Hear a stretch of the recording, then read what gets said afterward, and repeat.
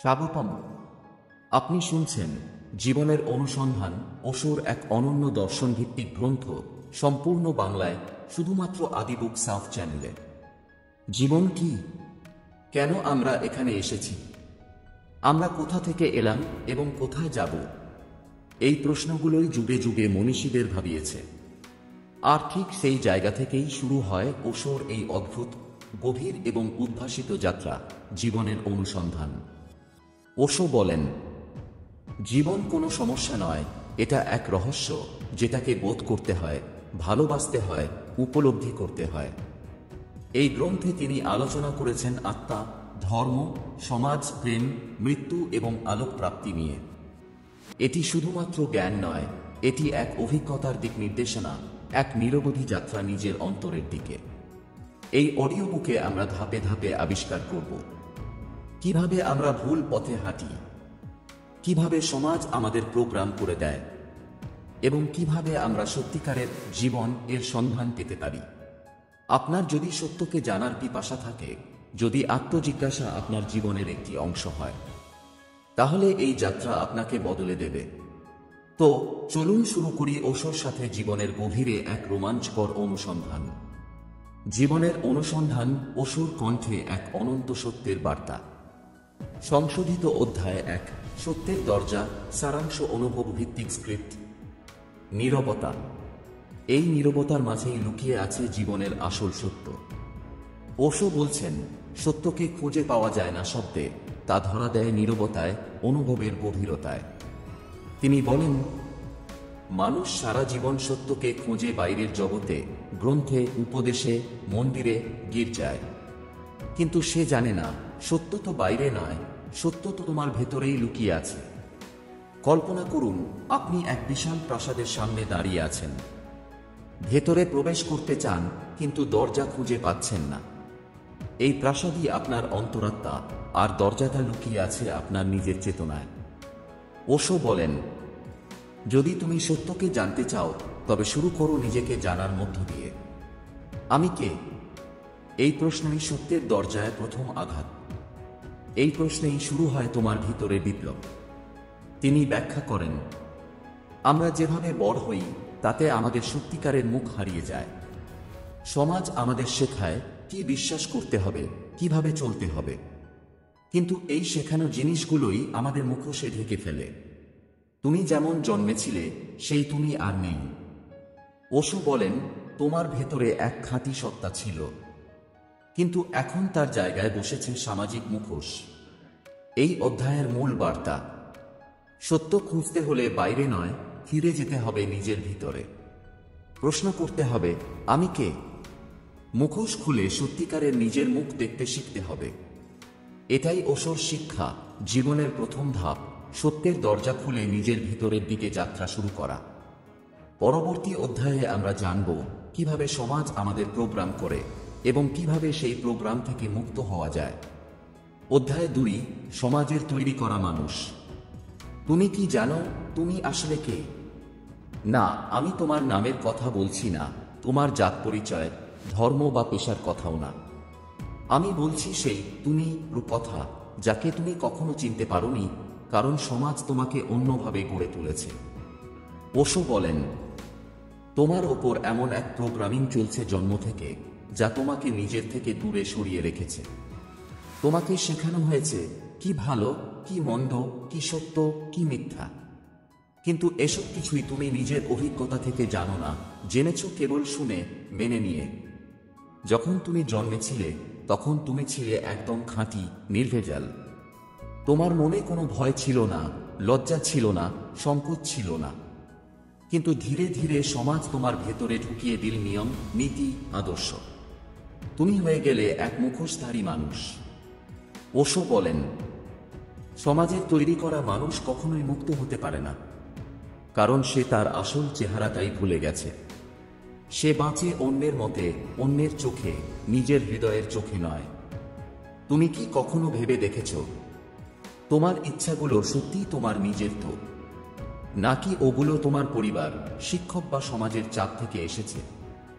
ধরো তুমি ডাক্তার হতে চেয়েছ, এটা কি সত্যিই তোমার হৃদয়ের স্বপ্ন ছিল? নাকি তুমি ভেবেছিলে ডাক্তার মানেই সম্মান, টাকা, মর্যাদা? এই ধারণা তোমাকে চালিত করেছে। এভাবেই তুমি আস্তে আস্তে তোমার আসল আমি কে হারিয়ে ফেলো। ওশো বলেন, যতক্ষণ না তুমি মুখোশ খুলে সত্যিকার নিজের মুখ দেখছ, ততক্ষণ তুমি কোনো ধর্মে প্রবেশ করনি। তুমি শুধু সমাজের রোবট হয়ে বেঁচে আছো। এই অধ্যায় আমাদের সামনে এক গুরুত্বপূর্ণ প্রশ্ন তোলে। তুমি কি নিজের মতো করে বাঁচছ, নাকি সমাজ যা বলেছে সেটাই করে যাচ্ছ?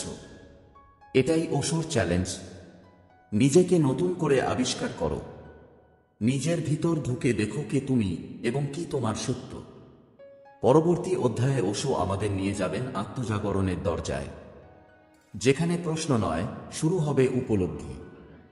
অধ্যায় 3, নিজের আলোর পথ খোঁজো।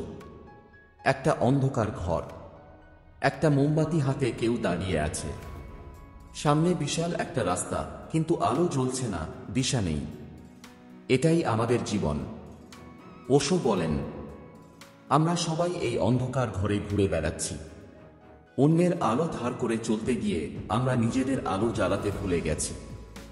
আর এই ভুলটাই আমাদের সবচেয়ে বড় হার। আমাদের শেখানো হয়েছে গুরুদের অনুসরণ করো, ধর্মগ্রন্থ পড়ো, সমাজ যা বলে সেটাই সত্য। কিন্তু কখনো কি কেউ বলেছে নিজের ভিতরের আলো খুঁজে বের করো? ওশো স্পষ্ট করে বলেন, অন্য কেউ তোমার পথ দেখাতে পারে না। তারা দেখাতে পারে তাদের পথ, কিন্তু সেটা তোমার পথ হবে না। তোমাকে নিজের আলোতেই পথ খুঁজে নিতে হবে। তিনি বলেন, একটা জিনিস মনে রেখো, যদি তুমি ভুলও করো নিজের পথে, তবু সেটা তোমার নিজের অভিজ্ঞতা হবে। কিন্তু যদি অন্যের দেখানো পথে ঠিক মতো চলো, তাও তুমি কেবল এক রোবট হয়ে বাঁচবে। এই অধ্যায়ের সবচেয়ে গুরুত্বপূর্ণ প্রশ্ন, তুমি কি সত্যি নিজের অভ্যন্তর থেকে চালিত হয়ে বাঁচছ, নাকি বাইরের কণ্ঠস্বর তোমাকে চালাচ্ছে? ওশো এখানে এক অমূল্য উপদেশ দেন।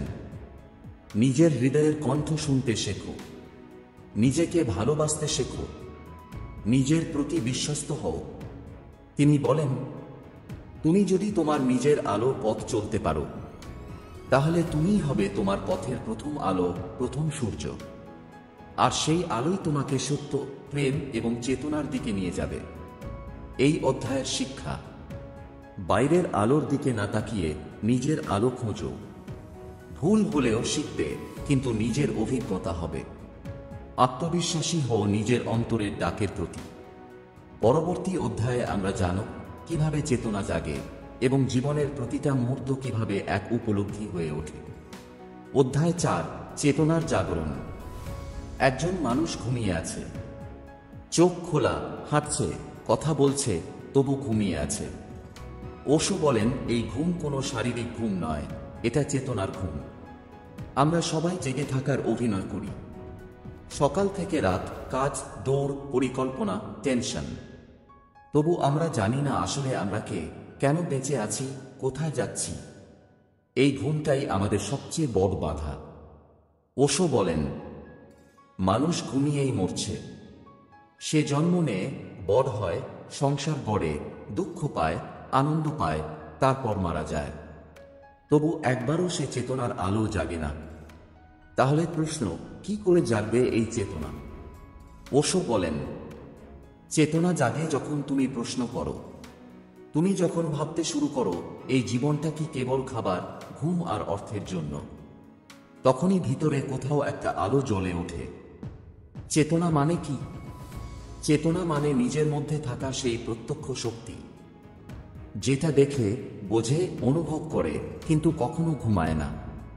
আমরা তার সংস্পর্শে আসতে পারি যদি একটু নীরব হই। ওশো বলেন, একটি গাছ যেমন ধীরে ধীরে বড় হয়, তেমনি চেতনাও ধীরে ধীরে প্রস্ফুটিত হয়। শুধু ধৈর্য, নীরবতা আর গভীর আত্মাবলোকন দরকার। তিনি আরও বলেন, তুমি যত বেশি সচেতন থাকবে, ততই জীবন তোমার কাছে এক উৎসব হয়ে উঠবে।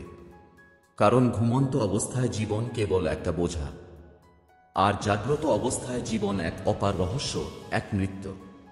এই অধ্যায়ে ওশোর বার্তা খুব স্পষ্ট।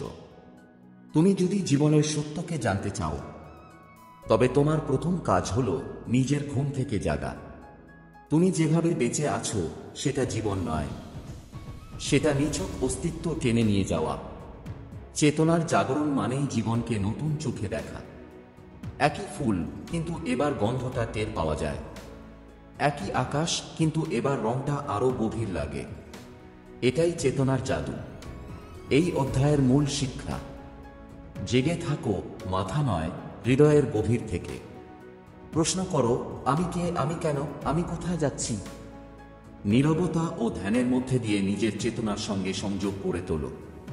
পরবর্তী অধ্যায়ে আমরা জানব কিভাবে ভয় আমাদের চেতনাকে ঢেকে রাখে এবং কিভাবে সেই ভয় থেকে মুক্ত হওয়া যায়। অধ্যায় ৫, ভয়ের অন্ধকারে সাহসের আলো।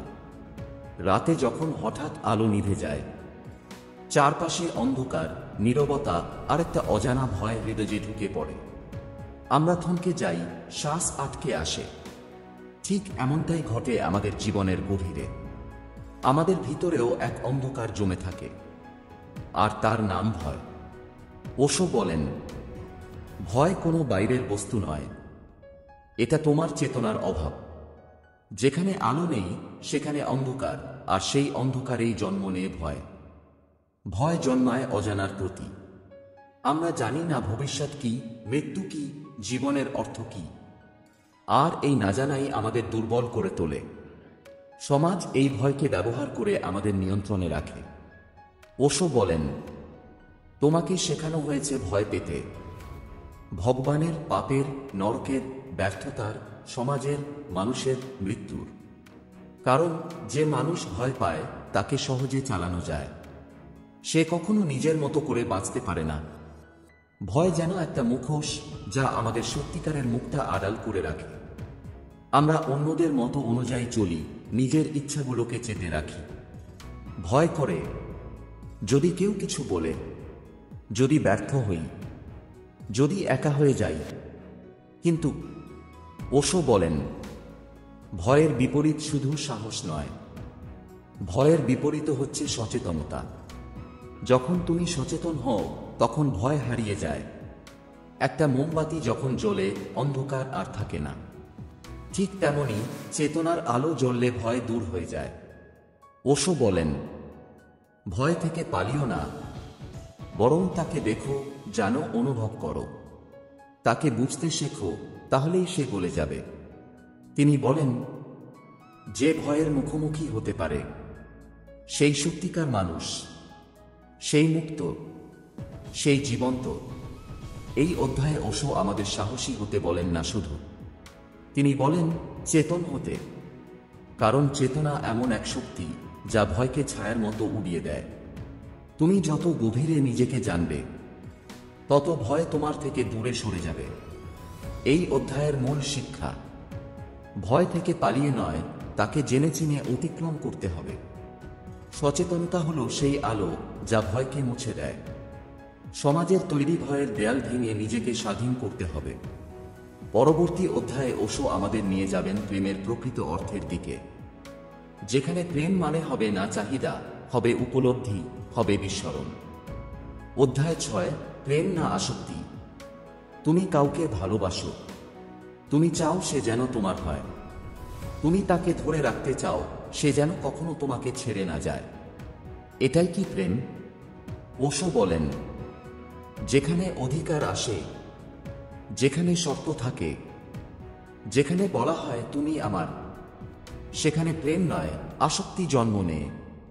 আমরা যাকে প্রেম ভাবি তা আসলে খুব বারিকভাবে লুকানো এক আবেগের বন্দিত্ব। আমরা প্রেমের নাম করে একজন মানুষকে মালিকানার চিহ্ন দিই, তার স্বাধীনতা কেড়ে নিই, তার উপর দাবি রাখি। ওশো বলেন, সত্যিকারের প্রেম মানে কখনো কারো উপর মালিকানা বিস্তার করা নয়। প্রেম মানে তাকে যেমন সে আছে তেমনভাবেই গ্রহণ করা, তার মুক্তিকে ভালোবাসা, তার স্বাধীনতায় বিশ্বাস রাখা। তুমি কি ভালোবাসো নাকি তুমি কারো উপর নির্ভর করো? আসক্তির মূল কথা, আমি তোমাকে ছাড়া বাঁচতে পারি না। আর প্রেমের মূল কথা, আমি চাই তুমি সুখী হও, চাইলেই মুক্ত। ওশো এই অধ্যায়ে এক সূক্ষ্ম পার্থক্য দেখান। আসক্তি মানে হলো নিজের শূন্যতা পূরণ করতে অন্যকে ব্যবহার করা। আর প্রেম মানে হলো ভালোবেসে তার পূর্ণতাকে সম্মান করা। তিনি বলেন, প্রেম একমাত্র সেই অনুভব যেটা মানুষকে ভেঙে না ফেলে বরং গড়ে তোলে, যেটা আবদ্ধ না করে বরং মুক্ত করে। তুমি যদি কাউকে সত্যিকারের ভালোবাসো, তাহলে তুমি তাকে জোর করে নিজের করে রাখার চেষ্টা করবে না। তুমি তাকে উড়ে যেতে দেবে, কারণ তোমার বিশ্বাস থাকবে যদি প্রেম সত্যি হয় সে ফিরে আসবেই, আর যদি না আসে তবুও তুমি কৃতজ্ঞ থাকবে, কারণ সে একসময় তোমার জীবনের অংশ ছিল। ওশো বলেন, যে মানুষ প্রেমকে উপলব্ধি করতে পারে সে আত্মার মুক্তি উপলব্ধি করতে পারে, কারণ প্রেম কোনো বাঁধন নয়, প্রেম এক অনন্ত উন্মুক্ত আকাশ। এই অধ্যায়ের শিক্ষা: প্রেম মানে চাওয়া নয়, দেওয়া। প্রেম মানে নিয়ন্ত্রণ নয়, শ্রদ্ধা। প্রেম মানে বন্দী করা নয়, মুক্তি দেওয়া। পরবর্তী অধ্যায়ে ওশো আমাদের নিয়ে যাবেন আত্মসমর্পণ এর পথে, যেখানে তোমাকে নিজের অহং ছেড়ে দিতে হবে, তাহলেই তুমি ঈশ্বরের সঙ্গে একাত্ম হতে পারবে। অধ্যায় 7: আত্মসমর্পণ, নিজেকে হারিয়ে খুঁজে পাওয়া। তুমি যদি এক ফোঁটা জলের মতো হও, তাহলে সমুদ্র তোমার গন্তব্য। কিন্তু তুমি যদি নিজেকে আলাদা বলে ভাবো, তবে কখনোই মিলবে না অসীমের সঙ্গে। ওশো বলেন, যতক্ষণ তুমি ভাবো আমি আছি, ততক্ষণ তুমি ঈশ্বর থেকে দূরে। যেই মুহূর্তে তুমি তোমার আমিকে ছেড়ে দাও, ওই মুহূর্তেই তুমি ঈশ্বরের ভিতরে প্রবেশ করো। আত্মসমর্পণ এই শব্দটা শুনলেই অনেকে ভাবে এটা দুর্বলতা, কিন্তু ওশো বলেন, আত্মসমর্পণ কোনো হেরে যাওয়া নয়, এটা হলো নিজের সীমাবদ্ধ সত্তাকে ছেড়ে দিয়ে অসীমের সঙ্গে একাত্ম হওয়া। আমরা ধরে আছি, আমি জানি, আমি করব, আমি সঠিক। এই আমি আসলে এক অহং, যা আমাদের সত্য থেকে দূরে সরিয়ে রাখে। ওশো বলেন, অহং মানেই তোমার দেওয়াল, আর আত্মসমর্পণ মানেই সেই দেওয়াল ভেঙে ফেলা। যেখানে আমি নেই সেখানেই ঈশ্বর জেগে ওঠে।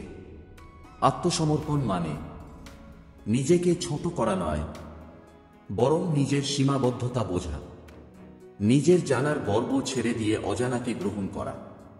একটি শিশুর মতো হয়ে যেতে হয়, যার হৃদয় খোলা, যাকে কিছুই জানাতে হয় না। সে শুদ্ধ, নীরব, খালি। এই শূন্যতাতেই ঈশ্বর আসেন। ওশো বলেন, তুমি ঈশ্বরের দিকে যত এগিয়ে যেতে চাও, ততই তোমাকে নিজেকে ছেড়ে দিতে হবে। যত তুমি নিজের অহং নিয়ে থাকো, ততই তুমি আড়াল হয়ে থাকো সত্য থেকে। সমর্পণ মানে তুমি আর ন এক কর্তা, তুমি হলে এক সাক্ষী। তুমি প্রবাহিত হও নদীর মতো, বাহিরের শক্তি তোমাকে যেখানে নিয়ে যায় সেদিকেই তুমি ভেসে যাও। তুমি তখন আর জীবনটাকে নিয়ন্ত্রণ করতে চাও না, তুমি জীবনকে ভালোবাসো যেমন সে আছে, এবং সেই ভালোবাসাই তুমি ঈশ্বরকে অনুভব করো।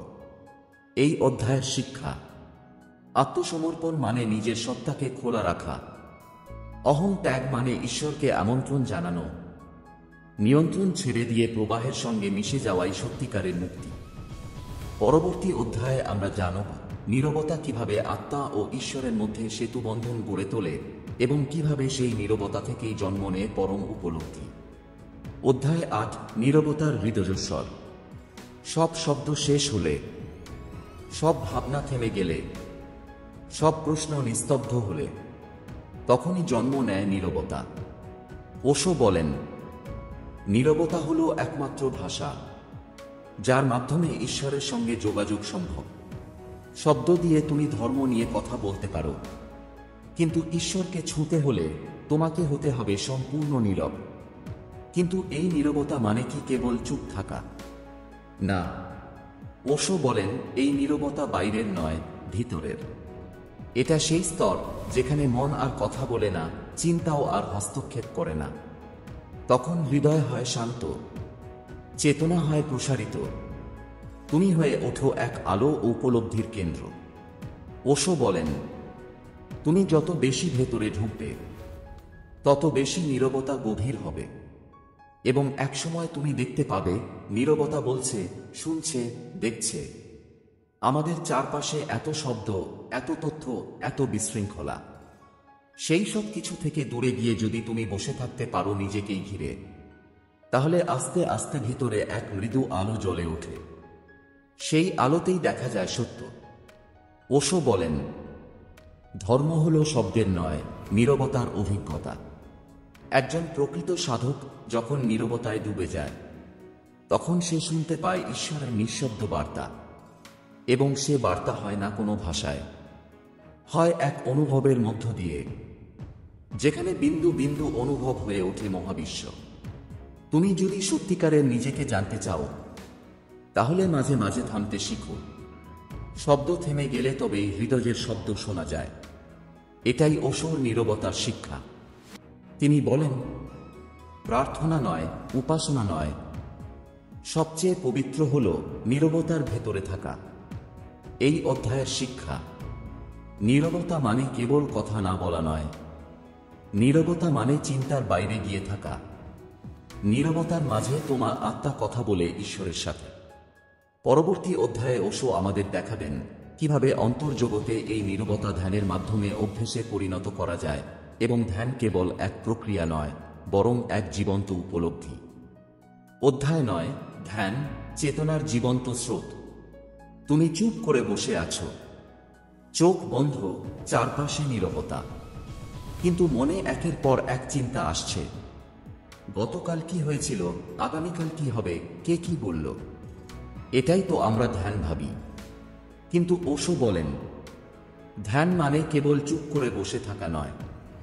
ধ্যান মানে হলো চেতনার পূর্ণ জাগরণ, যেখানে তুমি আছো এখানে এখন। সময় বলতে আমরা বুঝি অতীত আর ভবিষ্যৎ, কিন্তু ধ্যান হলো সময়ের বাইরে যাওয়া। ধ্যান মানে এই মুহূর্তে সম্পূর্ণ উপস্থিত থাকা, এই নিঃশ্বাসে, এই দৃষ্টিতে, এই হৃদস্পন্দনে। ওশো বলেন, ধ্যান মানে ভেতরের নীরবতার সঙ্গে একাত্মতা। এমন নীরবতা যেখানে কোনো চেতনা নেই যে আমি ধ্যান করছি, শুধু ধ্যান আছে, তুমি নেই।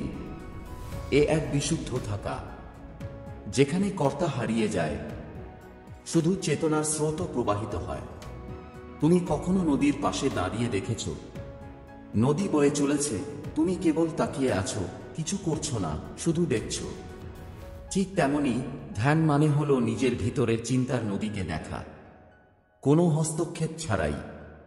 ওশো বলেন, ধ্যান কোনো কৌশল নয়, ধ্যান হলো জীবনকে পুরোপুরি বরণ করে নেওয়া, যেখানে তুমি প্রতিটি মুহূর্তে বেঁচে থাকো সচেতনভাবে।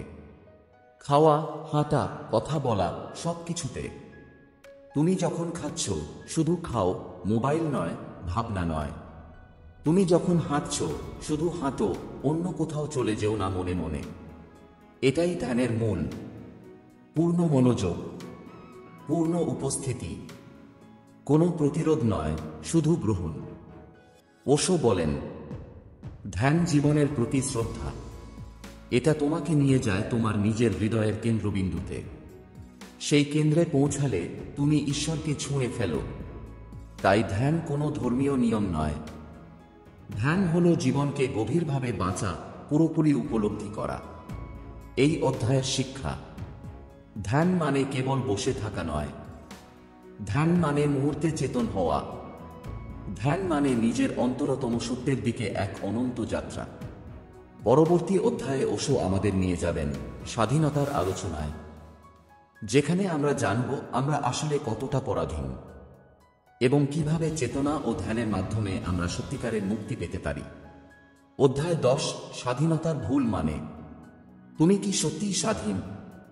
তুমি যা ভাবো, যা বলো, যেভাবে বাঁচো, সব কি তোমার নিজের থেকে এসেছে, নাকি তুমি এক দাস তোমার সমাজের, ধর্মের, পরিবারে শিখিয়ে দেওয়া ধারণার? তোমার নিজের ভেতরের ভয়, ইগো, অভ্যাস আর নিরাপত্তার খোঁজের। ওশো বলেন, মানুষ যতদিন না নিজের চেতনায় জাগে, ততদিন সে কেবল এক বন্দী, অবচেতনতার, শিক্ষা, সংস্কৃতির আর অহংকারের শৃঙ্খলে বাঁধা। তুমি স্বাধীন হতে পারো না যতক্ষণ না তুমি নিজের ইচ্ছা চিনতে শিখো। আমরা ভাবি স্বাধীনতা মানে যা খুশি তা করা, কিন্তু ওশো বলেন, যা খুশি তা করাই স্বাধীনতা নয়, বরং নিজের সত্যিকারের সত্তাকে খুঁজে পেয়ে তার কথা মতো চলাটাই স্বাধীনতা। তুমি যদি অভ্যাসের দাস, মনের প্রোগ্রামের দাস, তবে তুমি স্বাধীন নও। তুমি শুধু অন্য কারো বানানো নিয়মে চলছ, যেটা হয়তো তোমার নিজের ইচ্ছাও নয়। ওশো বলেন, সত্যিকারের স্বাধীনতা আসে যখন তুমি নিজের সমস্ত প্রভাব, সমাজ, ধর্ম, শিক্ষা, সংস্কার এসব ছাড়িয়ে উঠতে পারো। তখনই তুমি চাও না, তুমি শুধু থাকো। তুমি কিছু পাওয়ার জন্য বাঁচো না, বরং বাঁচার আনন্দে বাঁচো। ওশো বলেন, একজন মানুষ যখন সত্যিকারের স্বাধীন হয়, তখন তার মধ্যে শান্তি আসে, ভালোবাসা আসে, দয়া ও নির্মলতা আসে। কারণ সে আর কারো প্রভাবিত নয়, সে নিজের আলোয় আলোকিত। এই অধ্যায় আমাদের মনে করিয়ে দেয়, আমরা যতই বলি আমি ফ্রি, আমরা ততক্ষণই ফ্রি নই যতক্ষণ না আমরা নিজেদের চিনতে শিখি। আর সেই চেনা আসে ধ্যান, নীরবতা, সচেতনতার মাধ্যমে। এই অধ্যায়ের শিক্ষা, স্বাধীনতা মানে যা খুশি করা নয়, বরং নিজের ভেতরের সত্যকে জানা ও তার পথে চলা। চেতনা, ধ্যান আর আত্ম অনুসন্ধানের মাধ্যমে আসল মুক্তি সম্ভব। এই ছিল প্রথম 10টি অধ্যায়ের সফর।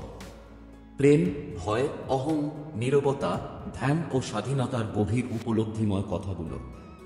এই প্রথম 10টি অধ্যায়ে ওশো আমাদের একটা কথা বারবার বুঝিয়েছেন, তোমাকে খুঁজে পেতে হলে আগে নিজেকে হারাতে শিখো। ভিডিওটি একটু দীর্ঘ হলো বলে এখানেই বিরতি। বাকি অধ্যায়গুলো নিয়ে খুব শিগগিরই আসবে পরবর্তী পর্ব। ততদিন পর্যন্ত আমাদের চ্যানেল আদি বুক সাফ সাবস্ক্রাইব করুন।